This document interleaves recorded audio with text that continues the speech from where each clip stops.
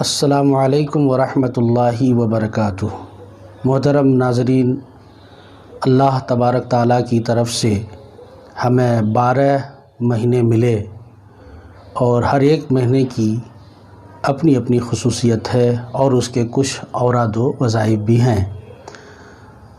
اس video میں ہم آپ کو ماہ ربیع الاول شریف کے اوراد و وظائف بتائیں گے اور ان اوراد و وظائف کے فوائد کیا ہیں یہ بھی ہم آپ کو بتائیں گے۔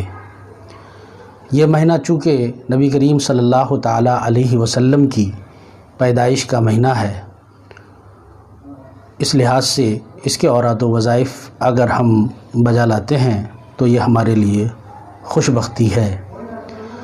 محترم ناظرین، ربیع الاول شریف کا جب چاند نکلتا ہے تو چاند نظر آتے ہی مغرب کی نماز کے بعد 2 رکعت نفل پڑھنا اور ہر رکعت میں سورہ فاتحہ کے بعد 3 بار سورہ اخلاص پڑھنا اور سلام پھیرنے کے بعد 100 بار یہ درود شریف پڑھنا، اللہم صلی علی محمد وعلی آل محمد وبارک وسلم برحمتک یا ارحم الراحمین۔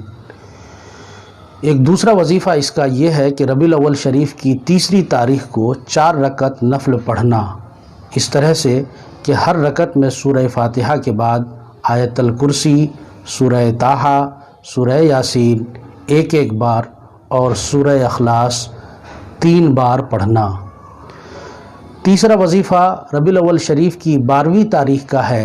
یہ حضور صلی اللہ تعالیٰ علیہ وسلم کی پیدائش کی شب ہے۔ اس میں سورہ اخلاص 360 مرتبہ پڑھنا۔ اور ایک وظیفہ اور ہے کہ ربیع الاول شریف کی 21ویں تاریخ کو 2 رکعت نفل پڑھنا اور ہر رکعت میں سورہ فاتحہ کے بعد سورہ مزمل ایک بار پڑھنا۔ اس نماز کو پڑھنے کا فائدہ یہ ہے کہ جب آپ اس نماز کو پڑھیں تو سجدے میں جا کر، نماز سے فارغ ہونے کے بعد سجدے میں جا کر حضور دل کے ساتھ دعا پڑھ کر اللہ تعالیٰ سے جو کچھ مانگا جائے انشاءاللہ ملے گا۔ وہ دعا یہ ہے، یا غفور غفرت بالغفر والغفر فی غفر غفرک یا غفور۔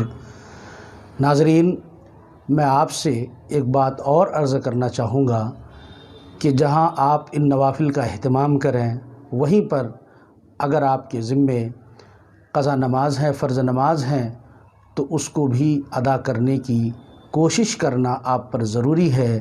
جب آپ اس طرح کی کوشش کریں گے، فرائض کو ادا کریں گے اور ان نوافل کو پڑھیں گے تو یقیناً اللہ تبارک تعالیٰ آپ کو اس کا بہترین بدلہ عطا فرمائے گا، دنیا میں بھی اور آخرت میں بھی۔ السلام علیکم ورحمۃ اللہ وبرکاتہ۔ حرمت روح پیمبر یک نظر کن سوئے ماں